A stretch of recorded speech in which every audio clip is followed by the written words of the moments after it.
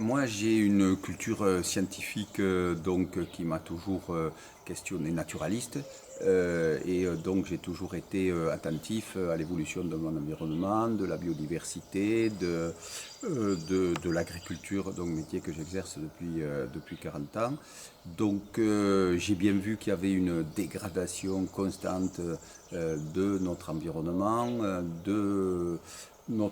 du contexte naturel dans lequel nous évoluons.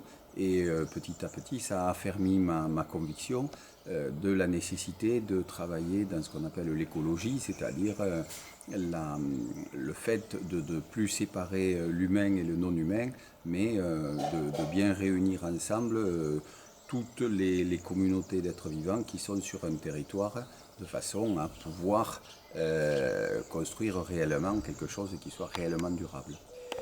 Alors d'abord de s'attaquer à tous les problèmes justement qui génèrent la crise environnementale actuelle et en particulier aux problèmes énergétiques d'abord. Puisqu'en fait nos sociétés fonctionnent avec cette espèce de sang qui est l'énergie et donc ces énergies fossiles qui sont présentes presque pour 80% de notre consommation dans notre quotidien. Donc essayer d'être moins consommateur, donc d'abord lancer des économies d'énergie, ensuite essayer de produire de l'énergie par nous-mêmes qui n'est pas les inconvénients des énergies fossiles, ça a été le travail numéro un. Donc par exemple créer le parc photovoltaïque, par exemple travailler sur les économies d'énergie, par exemple mettre en place des chaudières à bois, etc.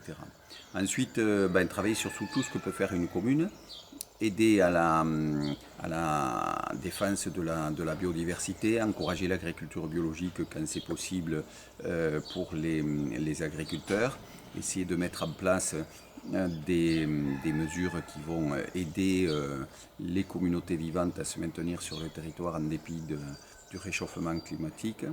Travailler également sur tout ce qui est la construction, l'éco-construction, les moyens de vie, les déplacements, faire en sorte qu'on puisse avoir du covoiturage, qu'on puisse avoir des maisons qui soient saines aussi en matière de matériaux utilisés.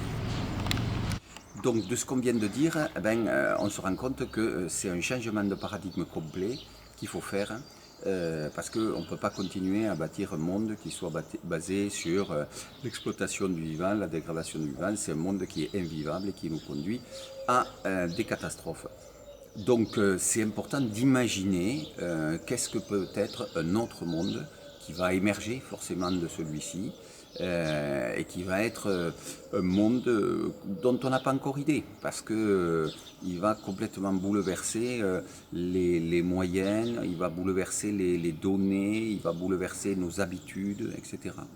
Et c'est pour ça que c'est très important de lancer des démarches comme les imaginaires en transition qui posent un petit peu le questionnement et qui identifie les chemins que l'on peut suivre, que l'on pourra suivre dans les années à venir. Cette démarche est une démarche qui est absolument nécessaire à l'émergence de ces nouveaux paradigmes.